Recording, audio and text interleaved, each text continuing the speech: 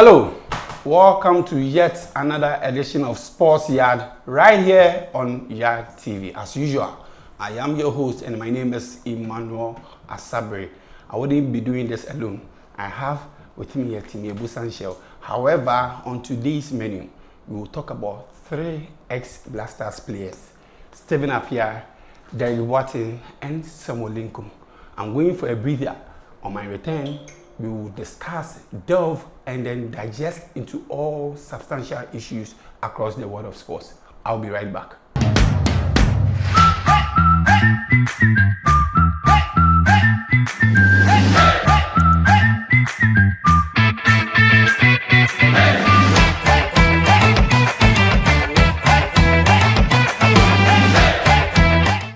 Welcome back from the break. This is Sports Yard on YADTV. I encourage you all to subscribe to our YouTube channel, TikTok, Instagram, and then Facebook. Whenever we sit here, we discuss, we delve and critique all relevant sports stories across the world of globe. Today, I have Timmy Ebusanshel with me. As usual, we will discuss more issues on this show. Timmy Ebusanshel, welcome again to Sports Yard. Thank you so much, my brother. Well, before we start talking, I want to ask you about your TV reality show. Okay. We all know that you are a gospel artist and then you are doing a TV reality show with the name Pure. How is it going so far? So far, so good. The show is The Next Gospel Star and it's on GFA. So you can tune in every Sunday between 7 p.m. to probably 10 p.m. Is it a live show? Yes, it's a live show. And then what are you aiming at? Actually, I'm on a project. I'm aiming to put a music label out there. That's PL. So it entails a lot. For now, I can't disclose much. All I can say is keep watching the Next Gospel Star and don't forget to vote for PL. Do you have a short code? Yes, I have a short code. The short code is star 365 star 300 hash. Then you just enter PL. Yeah, so you can vote as many times as you want. A vote is just one city. So okay, that's fine. So back to the issues. I think three former Blasters players, they've been throwing fire like the whole of this week. yes. Stephen Appiah went to Parliament. The fact-finding committee of Parliament, led by Honorable Wuyume. I mean, they want to delve into why the Blasters and other national teams are not doing well, why Ghana football is declining. So they invited ex-Blasters captain, that is Stephen Appiah, to the committee, and then he said a lot of things. And then the funny thing is that some of the issues that he raised are some of the things you've said on this platform. Yes. That, for example, he said that players who are convinced to join the Blasters, as in they owe allegiance to other national teams, however they are convinced to join the Blasters, do not play their heart out because they are not abreast with our culture and tradition. So when they come, they do not perform well. And he also said that, I mean, you can't be a national team coach and then you are not paid. If anyone comes and then, I mean, grease your palm, you take it and then instead of selecting the qualified players, you will not do so and then select players who are not fit for purpose. What do you make of that? Okay. So first of all, let me thank Ghanaians and the viewers as usual. Keep watching Sports Yard on YouTube and then you also subscribe. I think sometimes I've been saying that ordinary men like us, when we pass certain comments, they don't carry weight. But for such a comment to come from the former captain of the Black Stars, I think it carries a lot of weight. And I believe that I am not far from right, the many things that he has said. Okay, first of all, let's look at the player commitment, like he said.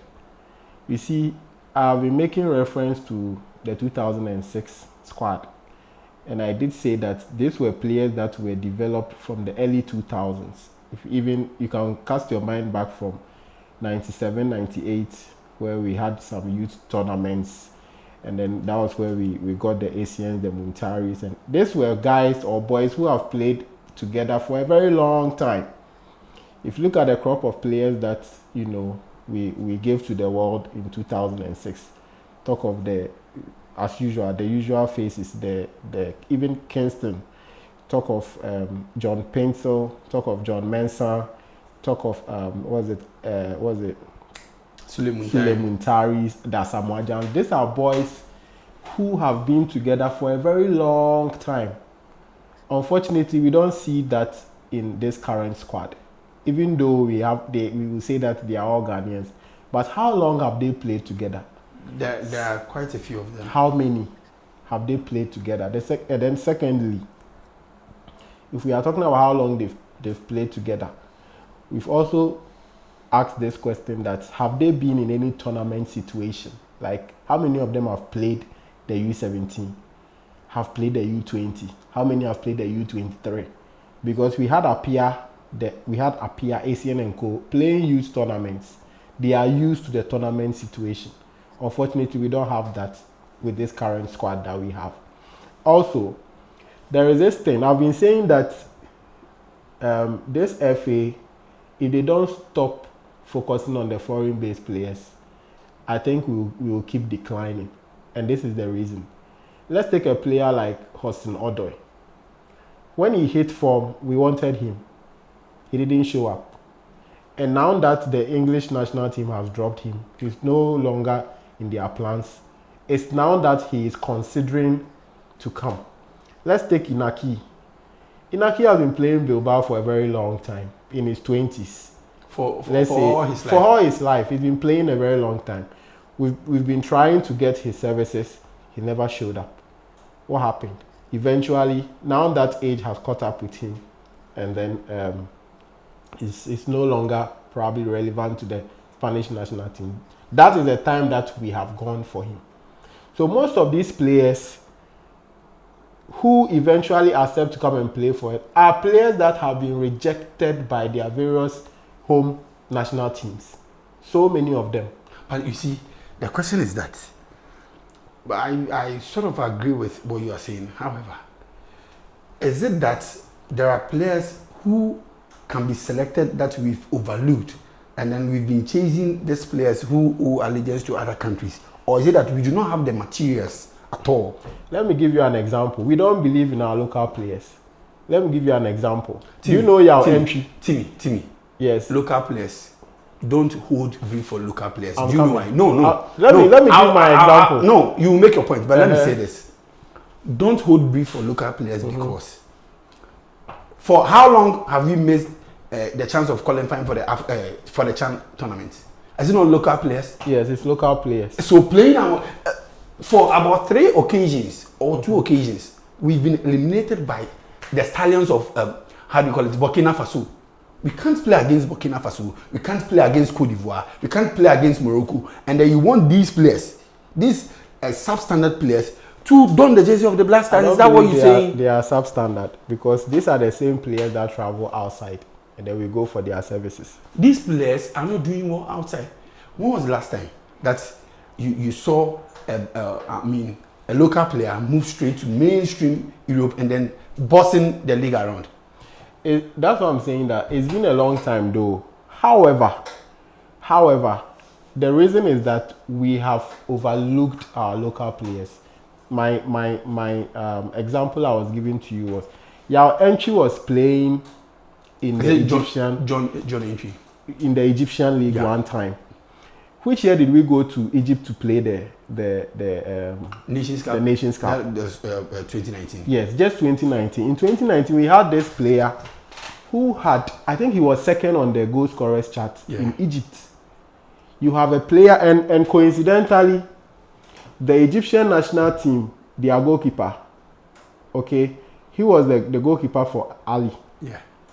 And this John Entry had played with him that particular year, played with him against him in the same league and had scored him.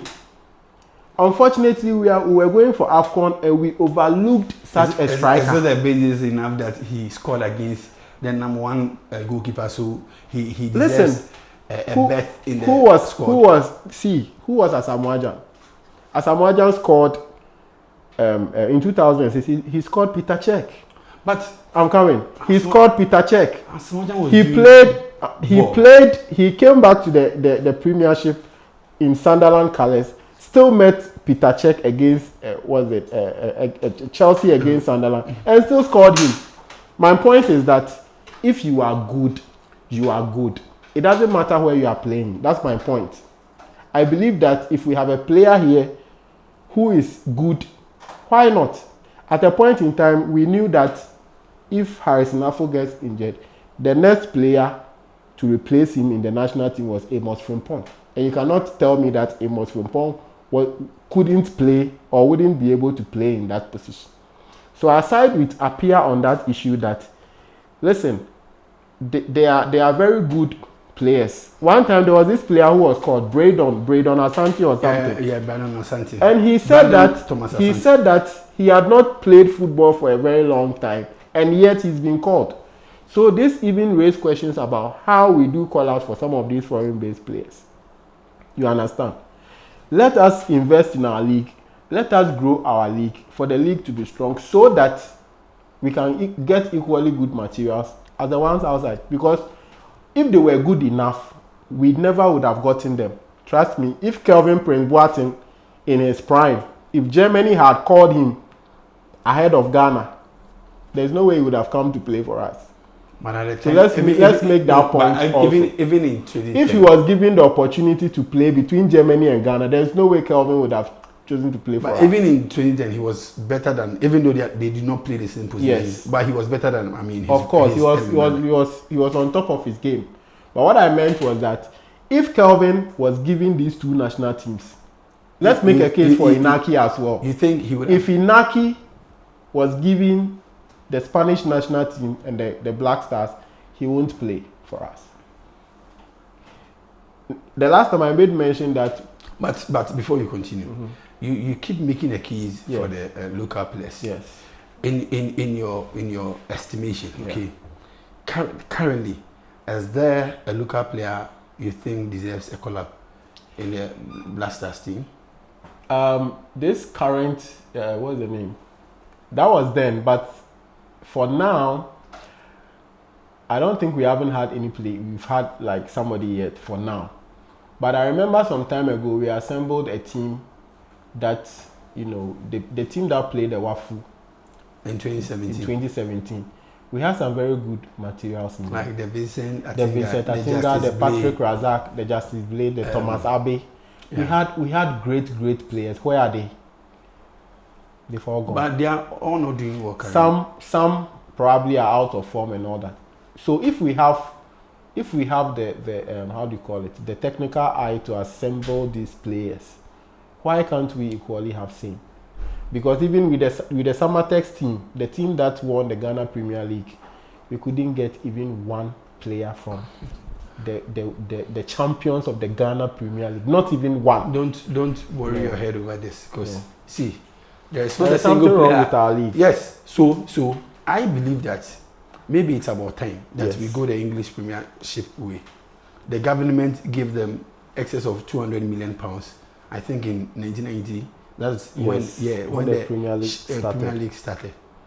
So the government should, pump money into the league, because I don't think if we go, because a league that is sponsorless, there is no money and all of that. Do you think the club owners have what it takes to maintain these players who pick up forms and then they are being sued?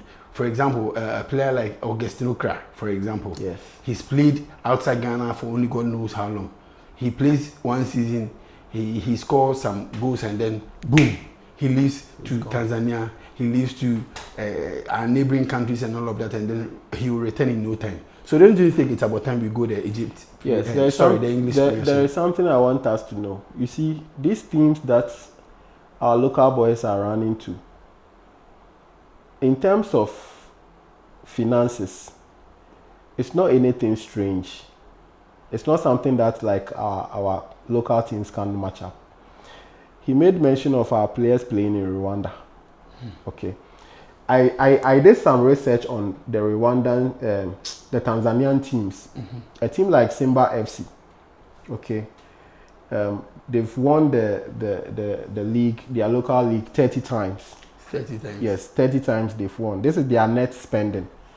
For last season, they spent $2.4 million for the whole of last season. For the whole of last season. That is the budget for the Ghana Premier League. The whole Premiership. The whole Premiership. For like about 2 seasons. Yes.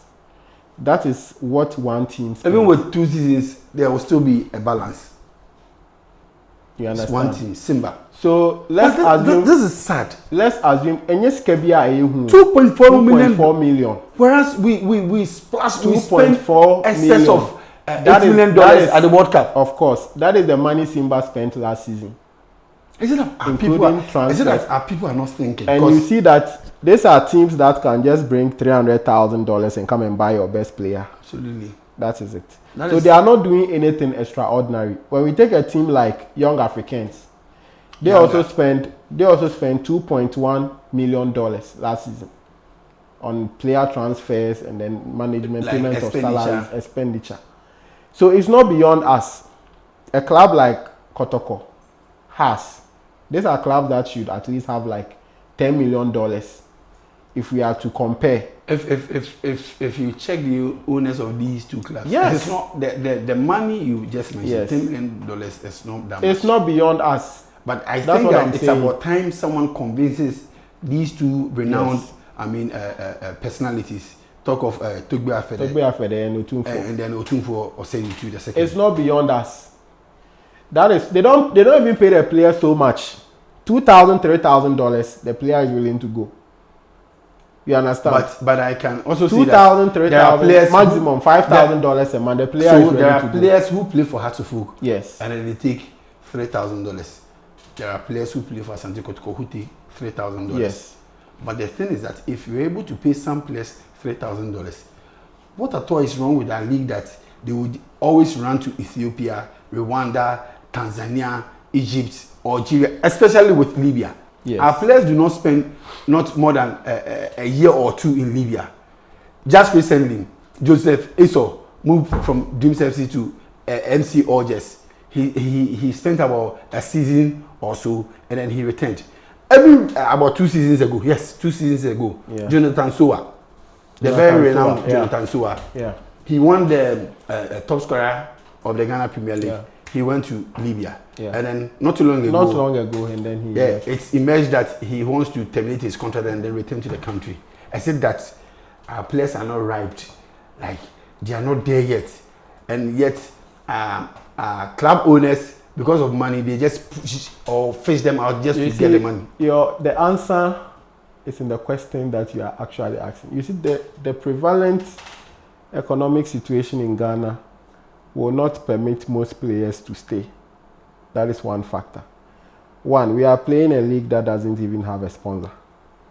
I've been saying this, that if we the league doesn't have a title sponsor. Yes, a title sponsor. Because if you say that the league doesn't have a sponsor, yes, the Premiership doesn't also have a title sponsor. The English Premier League. Absolutely. Okay. Thanks for the correction. So what I'm saying is that for a league that doesn't have a title sponsor, in that manner or in that context, it will become extremely difficult for players to, play and stay here for a very long time. I remember those times when we had headline sponsors for our various leagues. We could have players who have played in the league for more than 5 years. Yeah. More than 5 years. Can we get the same? Because if you look at the supposed 64 battalions that House of Folk, assembled in I think the early 2000s or so. These were players they kept for a very long time. Today, how many players are willing to play, in Ghana for even 2 or 3 years? When they play one season and they hit form, immediately they have to be sold, because the club owner also has to look for ways and means to, get funds to keep the club running. So the way forward is that government can help, because we have so many government corporate institutions around, like GMPC. What stops GMPC from investing in our league? But your league is always in the news for the wrong reasons. Of course, there is no money. To be honest, not to talk about money. I'm saying that the league is always in the news for all the bad reasons. Because today you hear that there's a match fixed, and then you hear Asabre, score lines and all of that. If you starve your wife will cheat on you. You understand? If you are starving, your wife, definitely your wife is going to cheat on you. Because anybody that offers peanuts, she's ready to do anything for it. You understand? Let's invest in the league. Let's get good title sponsors. I mean, let's get good marketing, people to come and handle the league, and let's see where it will go. The South African league. Do you think league, the GFA doesn't have marketers? Sometimes the very renowned Neil Armstrong Motagbe. I hate to talk about the Ghana Football Association. I hate to talk about them. Is it a case of a misplaced priority? The many problems we have, majority comes from them. The many problems we have, the majority of it comes from the Ghana Football Association. So in moving forward, should we channel our energies to nurturing talents from the scratch, i.e. under 12, under 15, under 17, or we should invest much in the local league? Which one comes first? You see, I would say that you should invest in the local league, because elsewhere in England, it's like every team has a youth side. Every team has a youth side. My team, Liverpool, they have a youth side. They even have women's football team. So if that is the way to go, if there is enough resources in the league, of course, if you take a team like Hearts of Oak can have a reserve, a youth side, an under 17 side, under 20 side, which will also be playing active football. You understand? So let's assume that Hearts picks these players from the secondary schools, the primary schools, and into their auroras, and groom them. The best place to groom these players is with the football teams. If Hearts has all the facilities, all the youth facilities. If you go to this team in Morocco, Raja, they have an excellent facility for grooming youth football. As Hearts of Oak also have the same. I'm happy with the project that Togbe is doing. I think it's the way to go. And then funny enough, in the last 2 seasons, Issa, the striker, the one who wears the number 9 jersey, he's been Hearts of Oak top striker. And then he graduated from the Ariras to the main team. So if a player can graduate and then perform so well, why wouldn't they channel their focus to? That is what I'm saying. The best kind of strategy that can help to groom players is when we have enough resources in the league. 2, the teams are well resourced. Look at the project Hearts is doing. Let's assume that all the 18 clubs they have. Let's assume that they all have such a facility. We don't have a problem in this country. Take Barcelona for example. Barcelona has been Barcelona because of La Masia. You understand? So if you don't have, proper youth systems, because the FA doesn't have an academy. You understand? They do now, but it won't help. The reason is that it will become purely business. You think so? Oh yes, of course. It will become purely business, and if it becomes purely business, we are not going to get the best. But if we have enough resources in the league, Kotoko has a youth side that is playing active football. House of Folk has a youth side. We should establish that it is just recently. Yeah. When Otunfo tasked the IMSC to be at the helm of affairs, that is when they set up. It is even this season. So, Asabre, the best way is that all the clubs should have youth systems, and 2, the youth system should also be should be playing competitive football. It is out of it that we can grow, our league. So it appears that your solution is 2 in 1. Yes. I asked whether we should focus on the FA should focus on, youth football, as in investing, the academies, so that we can nurture talents from under 12, under 15. But you are saying that the best is that money should be given to the clubs to run youth football. Because the FA can't do it. That is where we have a big challenge. Yes. I'm saying we have a big challenge. The FA can't do it. I'm saying we have a big challenge because if the monies are given to the clubs, the owners will squander it. I have nothing against someone like Wilfred or Sekou Palmer. But Look at the number of players he transferred from his club, Tema Youth, to Europe. The biggest amongst all of them is Thomas Partey. Yeah. Thomas Partey. I think he even has this guy, Joseph Pinto, right? Joseph Pinto. That is when it became a big issue before the World Cup 2022. Yeah. And Daniel Goza in the race. Yeah. So Daniel Goza has to do with Keto Kriko. So I am saying that Thomas Partey moved from Atletico Madrid to Arsenal. 45 million. Yeah. 45 million. And then there's something we call solidarity mechanism. So it means every team that trained the sell-ons and those things, should be given a portion of the money. Now, this money, excess of, somewhere around 4 or 5 million euros. Yeah. It came to Tema Youth. How much has Wilfred Oseko Palmer invested since Partey moved from Article to Arsenal? So the thing is that when these monies are given to club owners, they will squander the money, they will channel the money into other businesses, and then they won't use it for the purpose for which the monies were given to them. The reason is that I disagree with you. And these are my reasons. The way we run our league, that is why if people make such amounts of money, they don't want to invest it back. Because trust me, if you know that a certain Thomas Partey transfer has given you 4 to 5 million euros, of course, you would like to do more. But look at our system. Don't forget that in 2011-2012, Mr. Chairman, Brekum Chelsea, right? Yeah. After investing so much into Brekum Chelsea, and then they went to Africa, they made so much money. That's when they sold Awako and I think Cloté and the rest.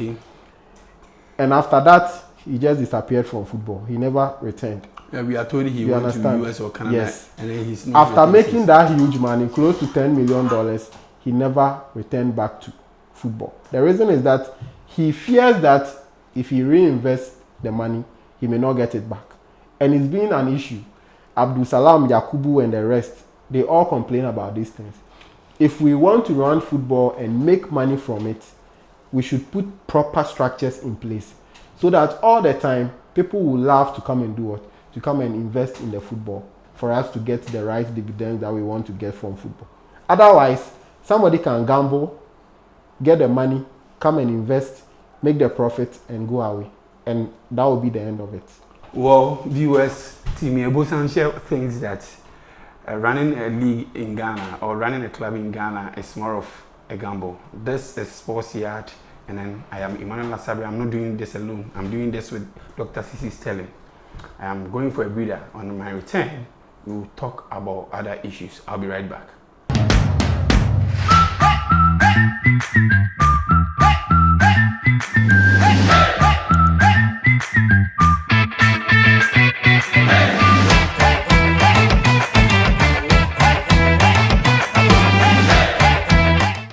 Welcome back from that short break. This is Sports Yard on YADTV. I encourage you all to subscribe to our YouTube channel, TikTok, Instagram, and then Facebook. On this show, we analyze, we critique, and delve into all relevant sports stories across the globe. However, on today's edition, we channel our focus to ex-Blasters players. We've already talked about Stephen Appiah. Next on our menu is Derek Boateng. This guy has been throwing fire all over the week. Now he said that the GFA, for instance, is focused on making money, and then they do not want to invest in the sports. Timmy, do you agree with his assertion? Yes. With the earlier submission, I said that the football has become a gamble. So when you enter and you make the money, you have the choice of either running away or staying to get the money, how do you call it? Misappropriated or used, or, that's it. Going forward, I've been saying that ordinary people like us, when we pass these comments, they don't go far. But when they come from people as influential as Derek Boateng, it carries some weight. Anytime we talk about government investing in football, the simple question we ask ourselves is, what is the work of the FA? what has been the work of the FA in recent times? The last edition, we were talking about our pitches. And you even made mention that FIFA has been sending money for us to develop. So since Ketokreku took over as the FA president, the FA has received an excess of $10 million. And then specifically, there is a component in the FIFA Forward programs, Project, 260,000 US dollars have been allocated for maintaining pitches. And then we are told, Henry Asante-Chum, who is the communications director of the FA, said that to get the standard, to get a hybrid pitch, we need an excess of 500,000 US dollars. So if the FA has received, let's say, excess of $10 million, could they not have allocated 1 million to maintain, let's say, Accra and Kumasi, so that we will have world-class pitches? Exactly. That has been the question. Because from the way things are going, it looks like we have a very useless FA, if you ask me. That is quite harsh. We have a very useless FA. It is quite harsh. In the sense that it is quite harsh. It's English. When we say something, you can rephrase it. You can redraw. No, you can redraw. Okay, we have an FA that is redundant. That is fine. Yes, an FA that has become very, very redundant. It's like you having an old cloth and you are not wearing it. It's hanging. Ghanaians are not feeling the impact of a football association. Unlike other countries. They said they are working on the fundamentals. You understand? Unlike other countries, when you go to Senegal, there are so many developmental projects that are going on across the country for youth football. 1, 2, for the league.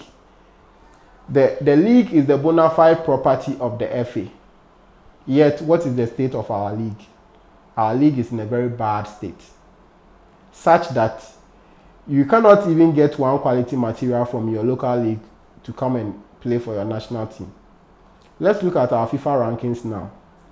The last time we checked, we have dropped to 70th. To the 70th position. And I told you that by the end of the year, the next ranking that will come, we will drop. We will drop again? Of course. We might even drop to 100. Because, that would be a big shame. If some time ago,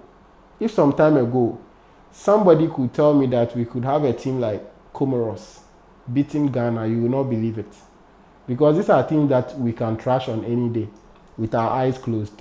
What is happening to our football? Is it not the case that football has become scientific and everybody has access to what science is, and then everybody is investing in Unfortunately, science? We are not part of the everybody. Because if there is an exam in a classroom and everybody is passing and you are failing, are you part of the everybody? You are not. Everybody is learning how to play football. What about Ghana? Everybody is learning how to play football, yet it's the same big names that keep winning. You can check from 2010, from AFCON 2010 to the current. It's the big names, to the extent that even Senegal, we can single out Zambia at the time. Yes, that's what I'm saying. Even at a time when we had won like 4, Senegal has not won any. Recent times, Senegal is on top of it game, and they have won. Mm-hmm. So what is happening to our football? Our football keeps declining. Nigeria has 3 now. Cote d'Ivoire has 3. Egypt has 7, 6 to 7, right? 7 yeah. now. So things are evolving, but it's like our people. The reason why I use that word is that we are not feeling their impact. And in one of the editions, I said that one of the mistakes or one of the things that Ghana will be regretting, or Ghana should be regretting, is we building a house from the top. We started with all our focus on the Black Stars. But Timmy, it beats my imagination that the FA is able to meet governments, sit with them, and then convince them that let's invest $15 million into the Black Stars, and then we will harness our next AFCON trophy.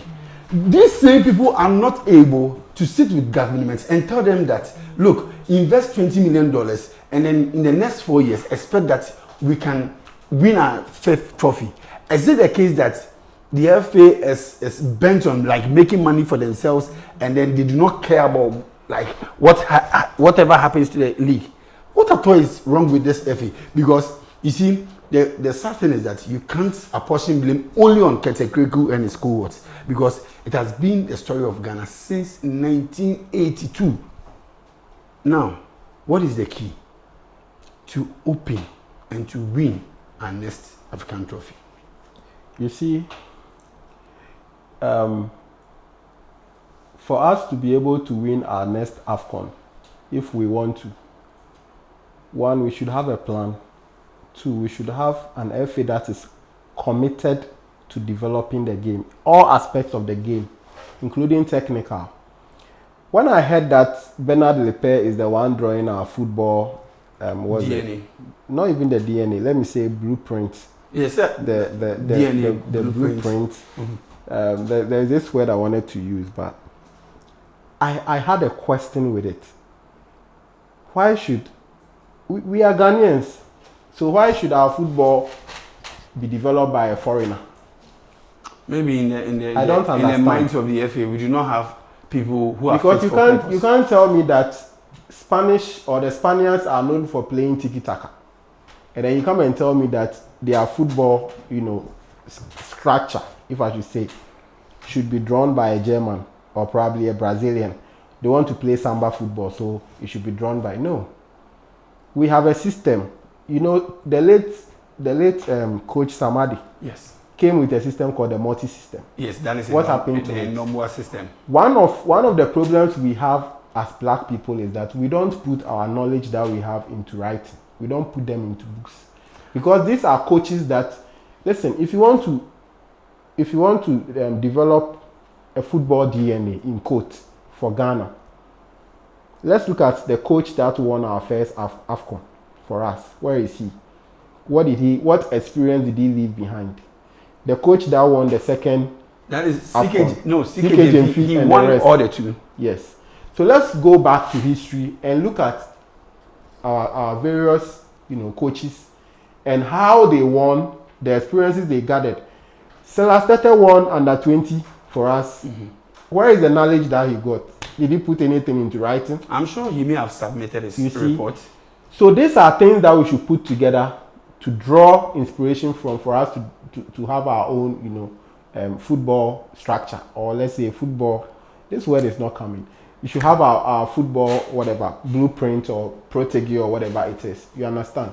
We cannot sit here and go for a foreigner to come and draw our do that football alone. Structure He for did us. he did that alongside Professor Minta, who is I don't have a problem with professor. it. My problem is that Masudi Dramani, Coach Eduse and the Listen, likes were all. my problem is that we have to expand and develop all aspects of the game. We must also look at the technical side of the game, because Ghana, is here in football, and I say we can't even string 2, 3, 4 passes together. I hope you understand. And whose fault is it? We have a team that lacks cohesion. One of the episodes I said that this is a Black Stars team I've seen with problems in all the departments.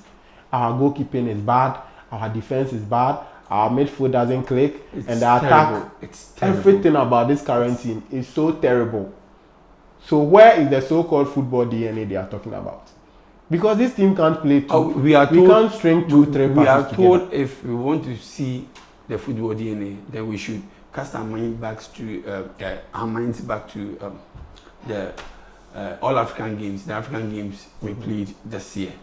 The under 21, the men championship, and then they played with Coach Ofe, right? Yes, that's one of it. They played quite some good football. So that is part of the DNA that they do. So it means we have something to hope for. Asabre, you see, one of the things that is disturbing Ghana football is our inability to own national talents. If I say our inability to own and nurture national talent, you see, people feel like player A is not my player. So if he is not in my agency, it's none of my business. Where is Clifford Abuaji? Where is Ebenezer Asifua? By now, these are players that should be calling the shots in our national teams. But it's like, oh, we prepared a team for a tournament. at the end of the day, we realize that this player is exceptionally good. Now, why can't we keep an eye on such a player? Even the move the players will make, the FA should be concerned. Absolutely, that is my. You understand? Don't you my think brother, you are a national asset.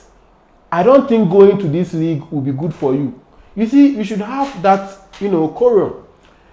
By now, these are discussions that we should be having. But this is Africa, isn't it? You understand? This is Africa. People are starving in their homes, and then you can't tell Dominic Edia, for instance, that you played so well in 2009, and then you have the chance to move to AC Milan, and then you ask him to, decline an offer like that.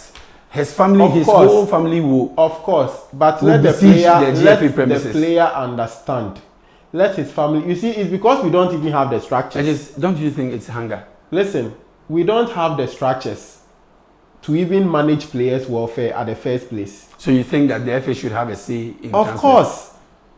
Of course. Listen, let's take a player like Neymar.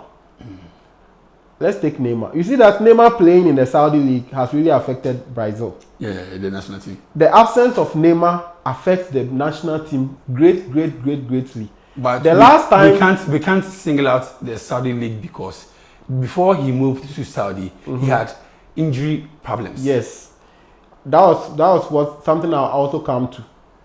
The absence of a particular player, if the absence of a particular player will mean so well for the country. For now, our poster boy is Kudus. You understand? And he's not playing well. Yes. He's so not playing well. Let's assume that he's playing well, he's on top of his game. The FA should be concerned about his development. You understand? This is a player who carries your national team. Who is his agent? My brother, this player, A, B, and C. Nobody is saying that when you get an offer to go and play somewhere, you shouldn't go. But look at the conditions under which you are going to play and whether it will help your development or not.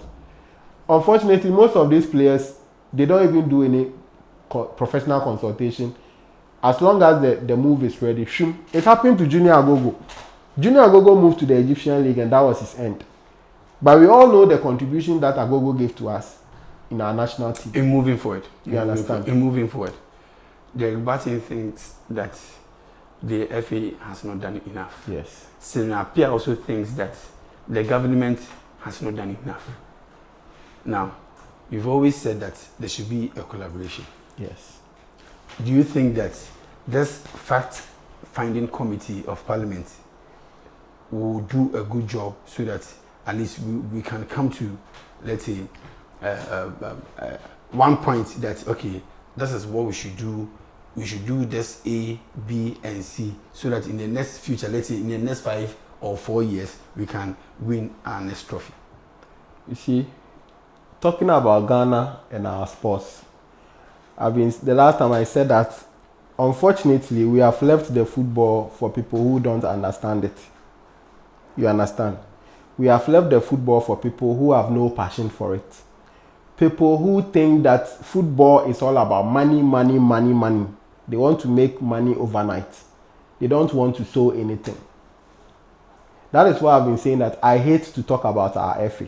Because it's this same FA that took the FA that took us to the 14th position is the same FA that is bringing us to 70. It's the same Ghana Football Association. But just that personnel. Yes, the personnel have changed.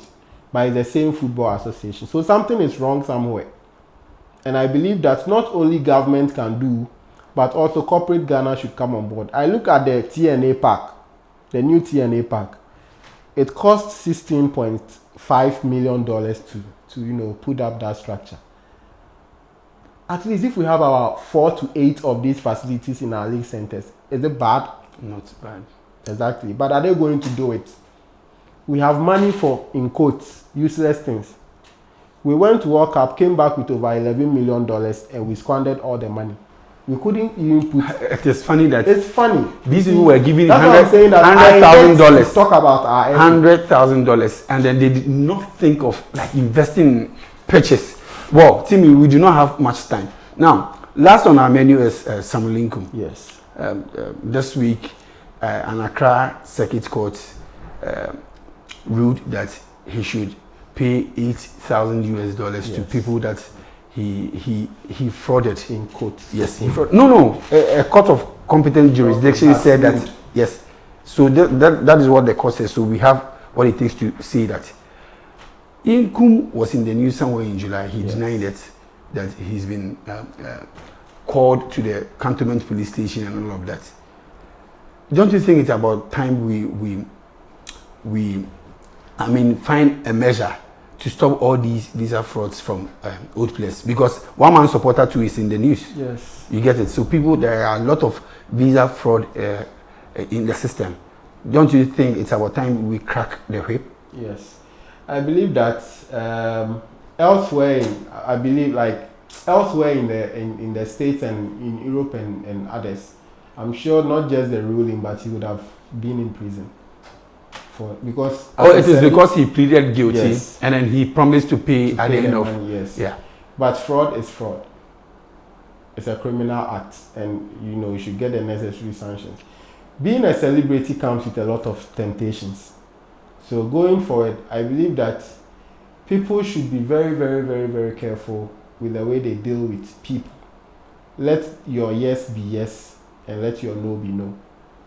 Because you are not just a celebrity, you are also a role model to society. People look up to you.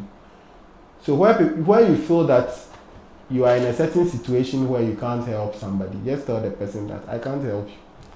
Or direct the person to a known agency where you feel that the agency can help. Inkum played in DC United in America. Yes. So he played in Ukraine. Yes. He played in France. He played in Switzerland. Yeah. So he's got some links. Yeah, he's got some links. But I also think that in the wisdom of the court, Samuel Inkum has an academy. So if he's put behind bars, who will nurture these talents? I'm not disputing the ruling. Maybe he is spared because he's Samuel Inkum. What about the others? That's where my point is. So going forward, if you are a celeb, a public figure, if you are not sure of your dealings, I don't think you should involve people to the extent that it will bring your hard-earned reputation down. Like you said, the story of one man supporter, I've been following. It's quite disastrous. And he's only been accused, and then we've not heard. A court hasn't ruled yet. Absolutely, so and then we've not heard his side. But it's very sad for me because Samuel Inkum is one player I like so much. From his days in Windy Bay to Kotoko and all that. He's one player that I really like. He talks less and he plays more football. So if it's been ruled that he should get the money paid, why not? He should be able to get it and then pay. Oh, okay. Okay. So time is already fast spent. Your last words, so that we draw down the curtains. Okay. So let me just thank everybody. Let me thank my old school group and then my family too. And then don't forget to vote for me on the next Gospel Star. The code is *365*300 #. Then you just type PL. So when you type PL, you enter as many votes as you can. And let's bring the trophy home. When I win, I'll bring the trophy here. Well, so let's all do and then bring the trophy home. This is Sports Yard on YADTV. My name is Emmanuel Sabri, and like I always say, we analyze, discuss, and then critique all relevant sports story. This is all time would permit us. But before I draw down the curtains, let me say a very big thank you to Elder Kobichum. He's been my director for today's show, and then to K Hazard, my director of production. Many thanks to you. And then Louise Agrifin, my floor manager. A very big thank you to you. Until we meet again, it's bye-bye for now.